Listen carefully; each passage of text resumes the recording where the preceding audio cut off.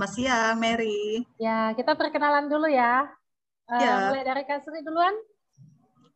Oke, selamat siang semuanya. Nama saya Sri Fitriani. Saya asal tugas dari Sanggau. Kemudian jurusan saya ambil kesehatan reproduksi. Ya, terima kasih. Perkenalkan saya sendiri, nama Mary Yado Pratupa dari kelas Alih Jalur, program studi promosi kesehatan dan ilmu perilaku. Saat ini masih menjadi mahasiswi di Universitas Muhammadiyah Pontianak. Asal saya dari Kabupaten Landak.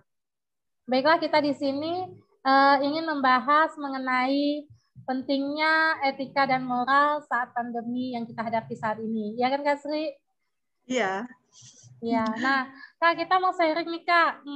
Ya. Pertama, pengen tahu nih, Kak, gimana ya, Kak, kejujuran orang-orang saat ini menghadapi pandemi, Kak? Apakah di lingkungan Kakak sendiri, termasuk Kakak pribadi juga ya, Kak, ya? Bagaimana tanggapan di sana, Kak, untuk gejala yang dihadapi dan saat vaksinasi, Kak? Oke. Kalau masalah kejujuran untuk pribadi dulu ya, karena saya juga walaupun tenaga kesehatan sudah divaksin, saya juga pernah kena, sempat isolasi 1 bulan ya, tapi mandiri, karena gejalanya juga cukup parah ya, karena kemarin sempat hilang penciuman, juga hilang perasa seperti itu. Kemudian isolasi mandiri dan sudah mendapat pengobatan dari puskesmas, paket obat ya, skala vitamin. Kemudian di rumah juga kita melakukan sterilisasi yang ketat, terus isolasi yang ketat, apalagi di rumah saya ada anak-anak dan orang tua ya.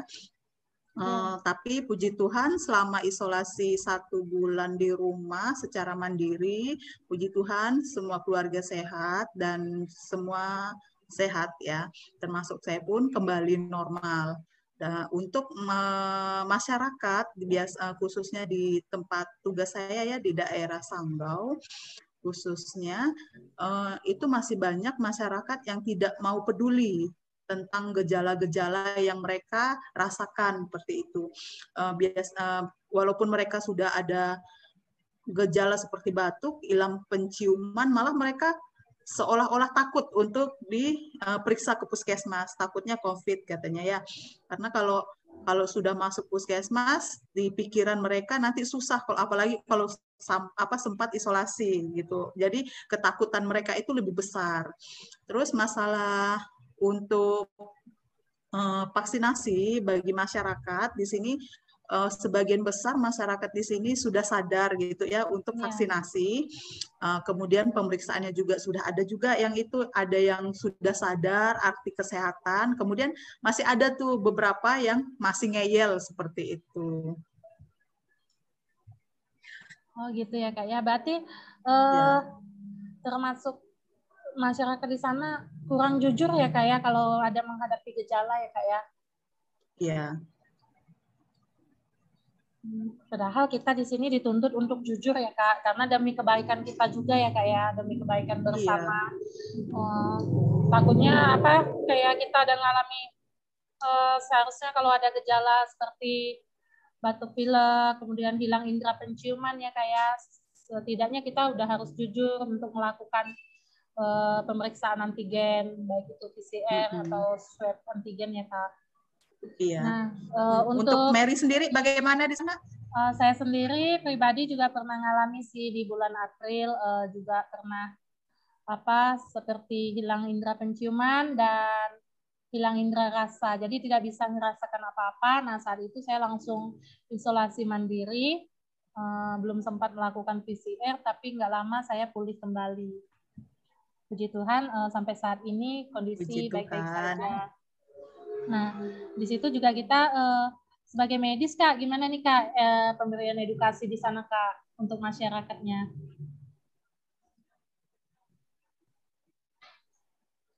Untuk sudah cukup sih bagi menurut kami ya. Prokesnya di sana, Kak.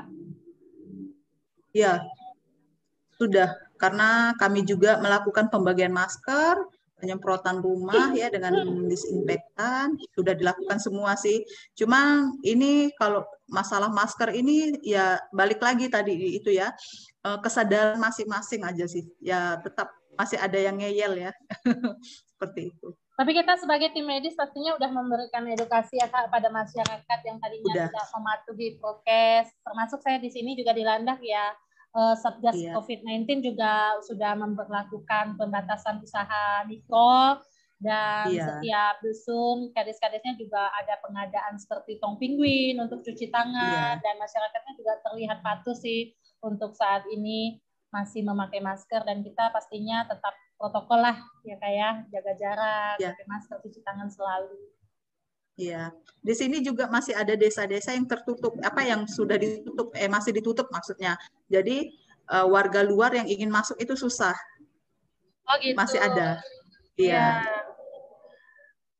Berani pasti gimana Kak masyarakatnya? Berani nggak mendapatkan suntik vaksinasi Kak? Atau untuk di daerah terdekat situ Kak, gimana? Kalau untuk masalah vaksinasi, menerima vaksinasi ada sih di sini antusias warganya juga itu banyak ya. Tapi ada juga yang takut. Kemarin sempat ada yang habis disuntik pingsan. Nah ini baru-baru ini baru dapat WA dari grup bahwa ada pasien udah 1 minggu demam tinggi. Jadi lagi menuju ke puskesmas sekarang. Oh gitu. Kak, kita nih kan saat ini gimana ya Kak ya, kita memang kayaknya kehidupan kita tuh percaya nggak percaya kita udah berdampingan dengan virus COVID-19 ya Kak, dimana kita kebiasaan kita berubah, yang dulunya kita tidak pakai masker, kemudian cuci tangan ya ala kadarnya aja ya Kak, tapi kayaknya untuk saat ini dari semenjak COVID-19 ya kebiasaan perilaku hidup kita sehari-hari, apalagi kita sebagai mahasiswi di UMP ya Kak ya, pastinya kita tetap melakukan protokol COVID-19 dengan mencuci tangan, memakai masker, apalagi saat kita menjalankan perkuliahan, kita juga secara daring ya Kak ya. Nah inilah kebiasaan-kebiasaan kita yang saat pandemi yang harus baru. kita patuhi. Iya, kebiasaan baru. Nggak, ya tadinya mau nggak mau ya Kak ya harus terbiasa dengan memakai masker ya. Iya. Demi kebaikan bersama juga. Nah itu dia. Kita ya pastinya dituntut disiplin lah di sini ya Kak. Iya, disiplin pastinya. Karena walaupun sudah disiplin, biasanya udah pakai masker, udah sering cuci tangan, tergantung lagi daya tahan tubuh kita.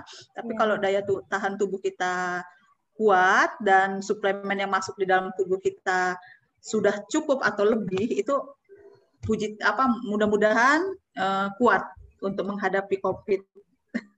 Ya, betul. Ya, berarti kita tetap patuhi protokol, tapi juga jangan lupa konsumsi makanan-makanan dan minuman-minuman yang bergizi untuk mempertahankan daya tahan tubuh kita ya Kak ya. Iya. Nah, gimana nih Kak selama kita sebagai mahasiswi nih, Kakak secara pribadi nih untuk menjalankan keseharian perkuliahan ini Kak? Di saat pandemi ini Kak, karena Kakak juga berhadapan dengan pekerjaan juga ya Kak ya? Iya, ya nikmatin aja dengan itulah. Pokoknya disesuaikan dengan pekerjaan. Kalau kuliah ya kuliah, seperti itu sih. Ya Kak, agama kita kan juga daring di rumah. Daring di rumah ya Kak ya. Cuman kita juga kebiasaan kita setiap hari Minggu yang dulunya ibadah ya Kak ya di gereja ya. Tapi saat ini gimana Kak? Sekarang ibadahnya di rumah. Ibadahnya di rumah. Jadi live streaming di rumah, iya. Tapi kalau untuk agama saya Kak, Kristen, di gereja kita masih ada ibadah daring juga. Cuma ada juga yang masih ke gereja Kak. Cuma di situ juga kita ada satgas COVID-nya, dan juga kita kursi-kursinya juga ada jaraknya sih Kak, 1 meter gitu kan. Tetap patuhi protokol, cuci tangan, pakai masker, datang ke ibadahnya. Dan ibadahnya yang dulunya jamnya agak lama, sekarang singkat aja sih Kak ibadahnya. Gimana, sama nggak? Dipercepat ya. Sama ya Kak ya?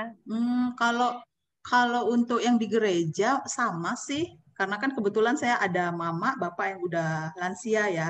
Ya. Kemudian ada anak-anak, jadi kalau mau ke gereja bawa mereka kasihan. Kemudian kalau saya pun ke gereja sendirian nggak enak gitu. Jadi ya udah live streaming aja di rumah. Iya, yang Gitu. terpenting tetap patuhi protokol ya Kak. Yang pertama, Iya, iya, tentu. memakai masker ya. Tangan, pakai masker, dan jaga jarak. Oke, jangan lupa ya teman-teman, kita tetap patuhi protokol COVID-19 untuk menjaga kita sendiri dan menjaga orang-orang di sekitar kita. Salam.